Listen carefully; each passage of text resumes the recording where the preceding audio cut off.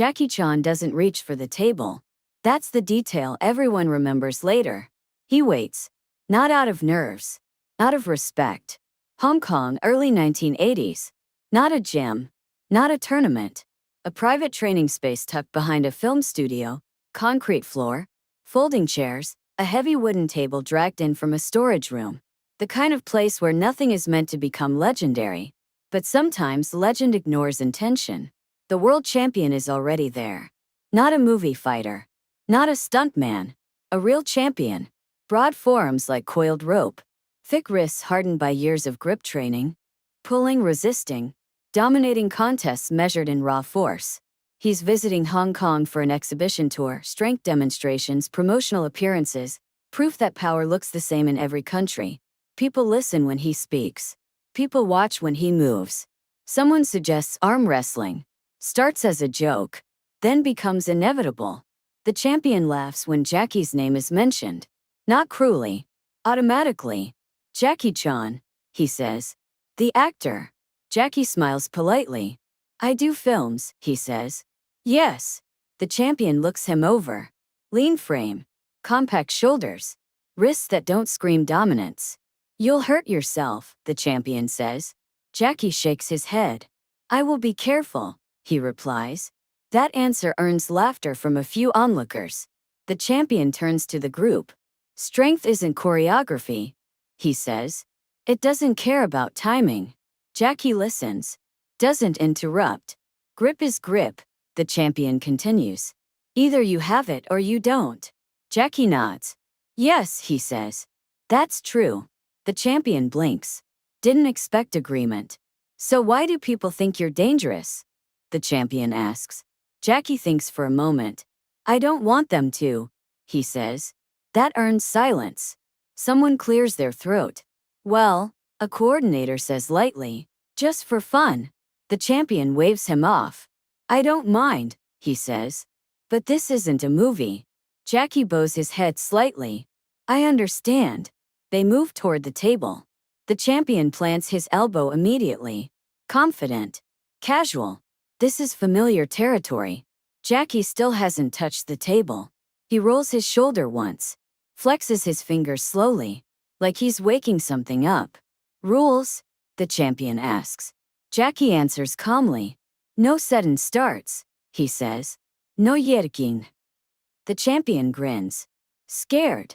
Jackie shakes his head. Careful, he replies. Hands meet. The champion's grip is heavy. Dominant. A handshake meant to establish hierarchy. Jackie doesn't resist. He adjusts. Ever so slightly. The champion notices. You're avoiding the grip, he says. Jackie nods. I'm finding it, he replies. The champion laughs. For seconds, he says. That's all this will take. Jackie looks up. Then we agree, he says. The room quiets. The champion tightens his hold. Jackie's hand remains relaxed. Not limp. Alive. Ready? The champion asks. Jackie nods. Yes. The signal isn't verbal. It's instinctive. The champion explodes forward. Years of training search through his arm. This is what he's built for. Jackie doesn't push back. That's the mistake everyone makes when they tell the story later. They assume resistance is required. Instead, Jackie aligns. His elbow settles. His wrist rotates, not against the force but along its path. Second one. The champion frowns. The resistance isn't where it should be. Feels misplaced. Jackie's grip tightens now. Not crushing. Connecting. Third second. The champion's wrist bends slightly. Not enough to matter. Except it does. The room leans in. Jackie exhales. That's it. Fourth second. The champion's wrist collapses. Not violently. Decisively. The forearm drops to the table with a sound that silences the room. No cheer. No gasp. Just shock.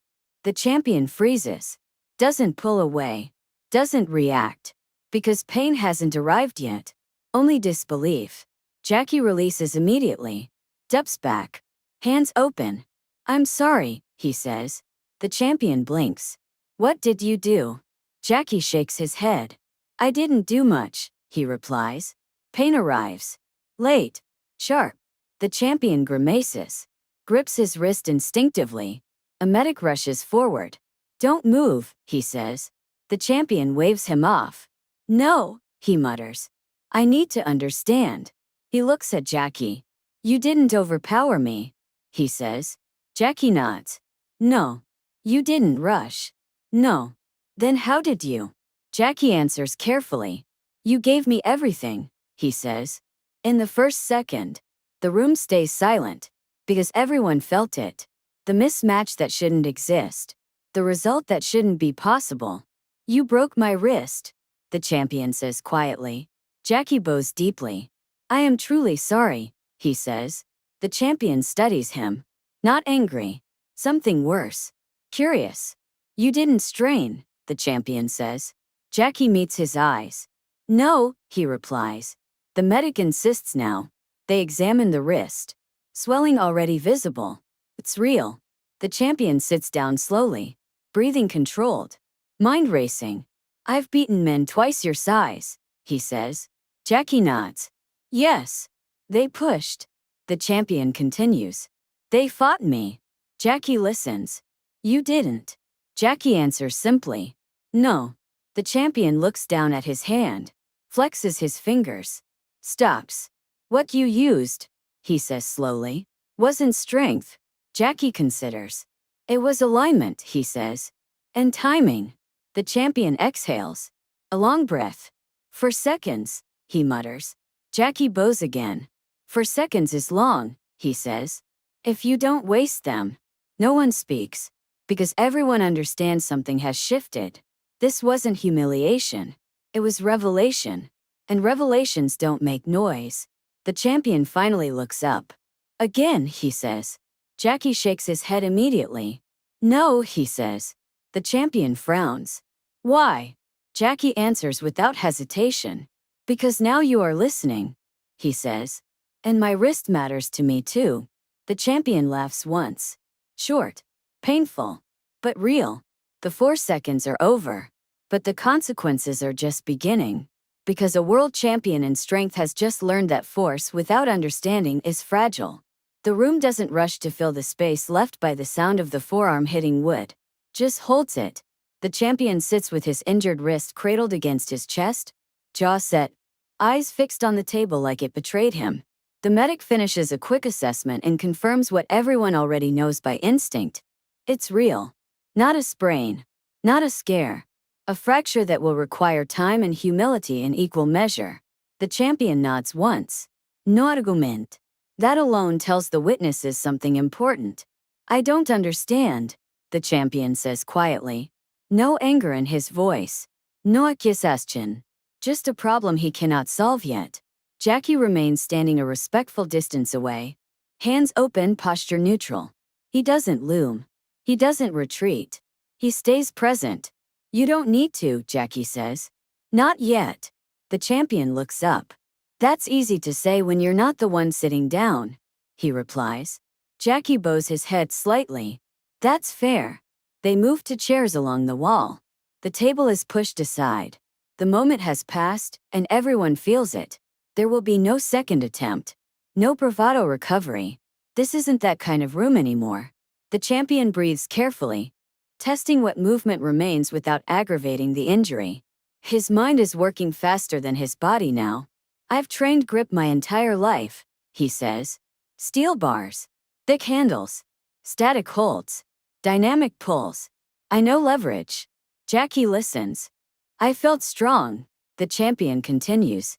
Right up until I wasn't. Jackie nods. That's when leverage usually speaks, he says. One of the coordinators asks the question everyone is thinking. Was it a trick? He asks. Jackie shakes his head. No, he replies. Tricks need surprise. This needed cooperation. The champion snorts. I didn't cooperate, he says. Jackie smiles faintly. You did, he replies. In the first second. The champion frowns. What do you mean? You committed everything immediately, Jackie says. Your wrist, your shoulder, your belief that force would decide it. After that, you were honest. Honest force is easy to guide. The champion looks down at his hand again. I always go all in, he says. That's how you win. Jackie doesn't contradict him. That's how you finish, he says instead. Winning is different. They sit in silence for a moment, the kind that allows things to sink in. People think arm wrestling is about the arm, the champion says eventually. But it's not. It's about structure. Jackie nods. Yes. And you didn't fight my arm, the champion continues. You fought my structure. Jackie considers that phrasing. I borrowed it, he says. For 4 seconds. The champion lets out a short laugh that turns into a wince. For seconds, he repeats. I've lost championships that lasted longer than that. Jackie bows his head again. I'm sorry, he says. The champion waves a hand. Don't be, he replies. If it wasn't you, it would have been something else. This just made it clear. Word spreads quietly. Not to the public. To the people who matter. Stunt coordinators. Trainers. Fighters. People who understand how thin the line is between dominance and disaster. No one exaggerates the story. They don't need to. The truth is strange enough on its own. In the days that follow, the champion postpones his tour. Returns home early. Cancels demonstrations. He spends the downtime reading, watching, rethinking. He watches footage of arm wrestling matches frame by frame, not for technique but for posture. For commitment. For the moment when people give away their balance without knowing it. He notices something unsettling. He sees himself in every loss. Weeks later, the champion reaches out. Not to the press. To Jackie. A simple message through mutual contacts. Thank you for stopping when you did.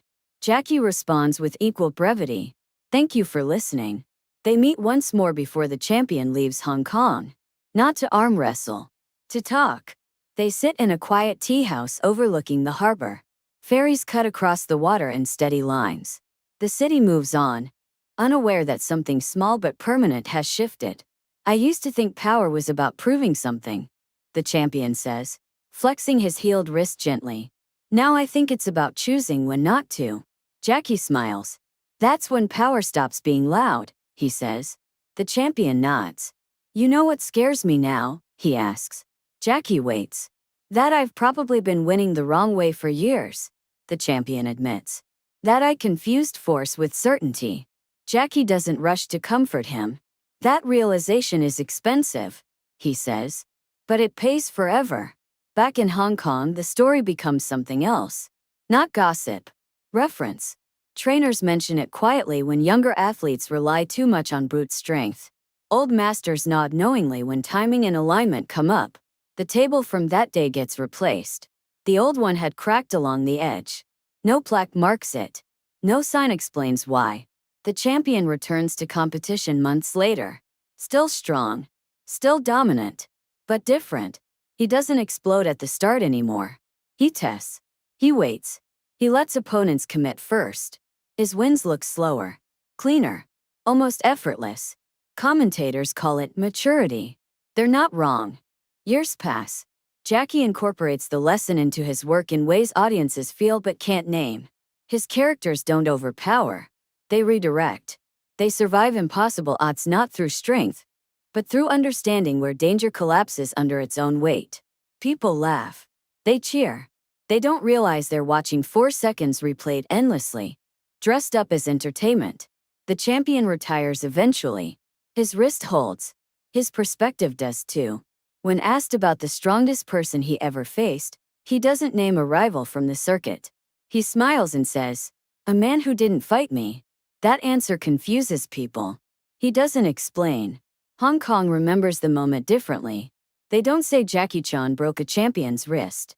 They say a champion learned something in 4 seconds that most men never learn at all. Because strength is impressive, but understanding is dangerous. And once you've felt the difference, you never confuse them again.